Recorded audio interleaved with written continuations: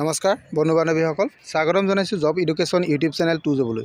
বন্ধু বান্ধৱীসকল, মই টু জব চেনেলৰ জৰিয়তে অসম তথা ভাৰতবৰ্ষৰ বিভিন্ন চৰকাৰী বেচৰকাৰী চাকৰি বিজ্ঞাপন লৈ আপোনালোকৰ ওচৰলৈ আহোঁ। ঠিক তেনেধৰণে আজিও অসম চৰকাৰৰ অধীনত অসম পুলিচৰ এটা বিজ্ঞাপন লৈ আপোনালোকৰ ওচৰলৈ আহিছোঁ। এই বিজ্ঞাপনটো কনিষ্টবল পদৰ কিছুমান নিযুক্তিৰ কাৰণে বিজ্ঞাপন প্ৰকাশ কৰিছে। এই বিজ্ঞাপনটো টোটেল 269টা পদৰ কাৰণে প্ৰকাশ কৰিছে। ইয়াতে আপোনালোকে থাম্বনেলত দেখা পাইছে দৰমহাটো 14,000 টকাৰ পৰা আৰম্ভ হ'ব। এইটো 14,000 টকাৰ পৰা আৰম্ভ হ'ব। এইটো হৈছে আপোনালোকৰ স্কেল পে। ইয়াৰ সবিশেষ আপোনালোকে জানিব পাৰিব।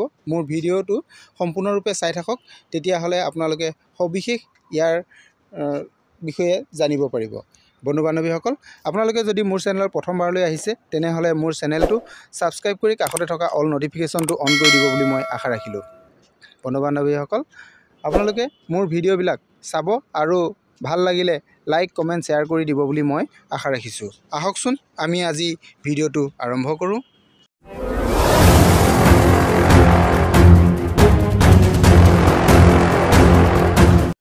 নমস্কাৰ বন্ধু বান্ধৱীসকল, মই আপোনালোকক ষ্টেট লেভেল পুলিচ ৰিক্ৰুটমেণ্ট বৰ্ডৰ পৰা প্ৰকাশিত বিজ্ঞাপনটো লৈ আহিছোঁ।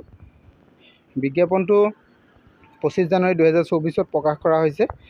বিজ্ঞাপনটো 269টা পদৰ কাৰণে প্ৰকাশ কৰিছে। এইটো কনিষ্টবল পদৰ কাৰণে হয়।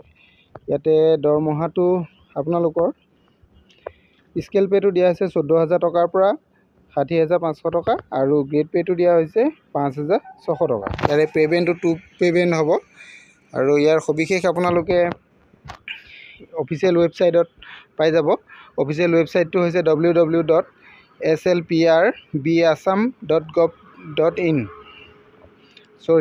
www.slprbassam.in এইটো ৱেবছাইটত আপোনালোকে সবিশেষ জানিব পাৰিব। আৰু ইয়াৰ অনলাইন আবেদন প্ৰক্ৰিয়াটো 1 ফেব্ৰুৱাৰীৰ পৰা আৰম্ভ হ'ব আৰু 15 ফেব্ৰুৱাৰীলৈকে হ'ব। 15 ফেব্ৰুৱাৰী ইয়াৰ অন্তিম তাৰিখ। গতিকে আপোনালোকে 15 ফেব্ৰুৱাৰীৰ আগতে অনলাইন আবেদন কৰিব লাগিব। ইয়াৰ অনলাইন আবেদন কৰোঁতে আপোনালোকে কোনো ধৰণৰ ফিজ পে'মেণ্ট কৰিব নালাগে। আৰু ইয়াতে পদসমূহ কেটেগৰী ৱাইজত আপোনালোকক ভাগ কৰি দিয়া হৈছে। কোনটো কেটেগৰীত কিমানটা পদ আছে। আনৰিজাৰ্ভত আছে টোটেল 82টা পদ। ইয়াৰে মেলৰ কাৰণে দিয়া হৈছে 58টা পদ আৰু ফিমেলৰ কাৰণে 24 পদ। OBC আৰু MOBCৰ কাৰণে টোটেল 64টা পদ আছে। ইয়াৰে মেলৰ কাৰণে দিয়া হৈছে 45 আৰু ফিমেলৰ কাৰণে 19টা পদ। আৰু SCৰ কাৰণে দিয়া হৈছে টোটেল 17টা পদ। মেলৰ কাৰণে 12টা আৰু ফিমেলৰ কাৰণে 5টা পদ। ST প্লেনৰ কাৰণে দিয়া হৈছে টোটেল 24টা পদ। ইয়াৰে 17টা মেলৰ কাৰণে আৰু 7টা ফিমেলৰ কাৰণে। ST হিলছৰ কাৰণে দিয়া হৈছে ঠিক তেনেধৰণে 77টা পদ। ইয়াৰে 54টা মেল আৰু 23টা ফিমেলৰ কাৰণে। টোটেল আপোনালোকৰ মেলৰ কাৰণে আছে 186 পদ আৰু 78টা ফিমেলৰ কাৰণে। টোটেল আপোনালোকৰ পদ হ'ব ইয়াতে 264টা পদ হ'ব। আৰু আছে ঠিক তেনেধৰণে এইটো ইয়াৰে কিছুমান পদ আছে। এইটো এক্স ছাৰ্ভিচমেনৰ কাৰণে হয়। এইটো এক্স ছাৰ্ভিচমেনৰ কাৰণে দিয়া হৈছে। ইয়াতে টোটেল 5টা পদ দিয়া হৈছে। ইয়াতে আনৰিজাৰ্ভত 2টা আৰু OBC MOBCৰ 1টা, ST প্লেনৰ 1টা আৰু ST হিলছৰ 1টা। টোটেল 5টা পদ। টোটেল আপোনালোকৰ পদ হৈ গ'ল 269টা পদৰ কাৰণে বিজ্ঞাপনটো আহিছে। এই পদসমূহৰ কাৰণে আপোনালোকে ডেটটো গম পালেই কিমান তাৰিখৰ পৰা আৰম্ভ হ'ব। 1 ফেব্ৰুৱাৰীৰ পৰা আৰম্ভ হ'ব।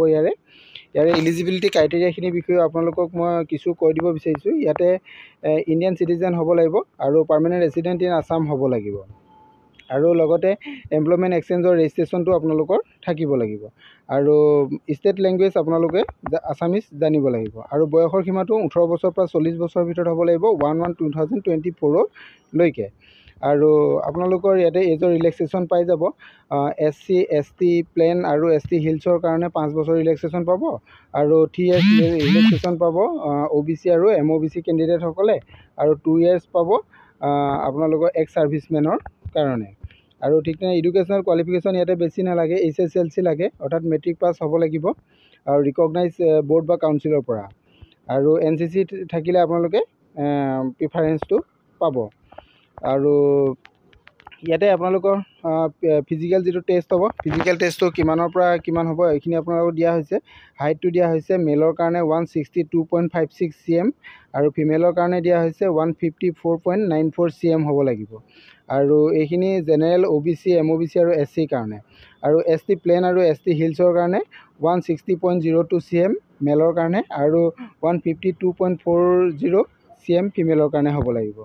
আৰু চেচিছটো আপোনালোকৰ হ'ব লাগিব জেনেৰেল OBC MOBC আৰু SC ST প্লেনৰ কাৰণে দিয়া হৈছে এইটো নৰ্মেল 80 cm হ'ব লাগিব আৰু এক্সপাণ্ডেড 85 cm হ'ব লাগিব। আৰু ST হিলছৰ কাৰণে 78 cmৰ পৰা 83 লৈকে হ'ব লাগিব।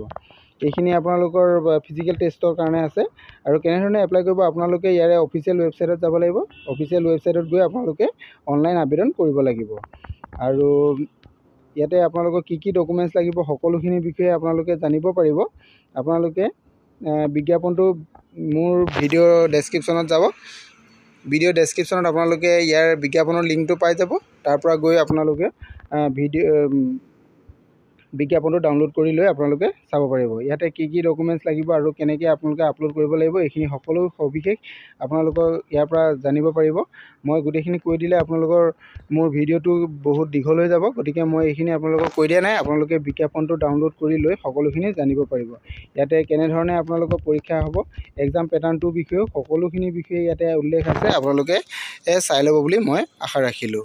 Thank U.